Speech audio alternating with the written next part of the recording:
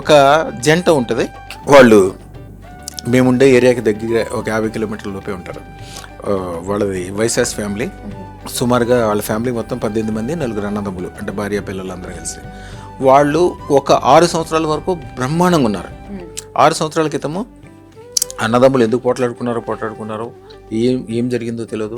ఏంటి పోట్లాట్లు ఇవన్నీ కూడా కాలసర్ప దోషం. ఎవరన్నా మంచి జంటను చూసినా, మంచి ఇంటిని చూసినా, మంచి మనుషులు చూసినా వెంటనే దిష్టి పెడతారు. ఎప్పుడైనా చూడండి, ఒక మంచి భార్య భర్తలు వెళ్ళేటప్పుడు రోడ్డు మీద చక్కగా నడుచుకుంటా మార్నింగ్ వాక్కి వెళ్తారు. తిరిగి వచ్చేటప్పుడు వాళ్ళు ఎందుకు పోట్లాడుకుంటారో తెలియదు. రోడ్డు, జనము, మనిషి ఉన్న విషయం కూడా వదిలేసి పోట్లాడుకుంటారు, భయం భక్తి లేకుండా. ఎప్పుడన్నా నాలాంటి వాళ్ళు కనిపించారనుకోండి, నాలుగు దగ్గరికి వచ్చాక కాలసర్ప దోషం ఉండదు. నన్ను తలుచుకుంటే కూడా కాలసర్ప దోషం ఉండదు. అప్పుడు వాళ్ళు ఒకళ్ళ ముఖం వాళ్ళు చూసుకుంటారు, మేము ఎందుకు ఇట్లా పోట్లాడుకుంటున్నామని. అయ్యా, మీ అదృష్టం పెట్టుకుని నాకు ఏమేమి జరిగిందో చెప్పండి.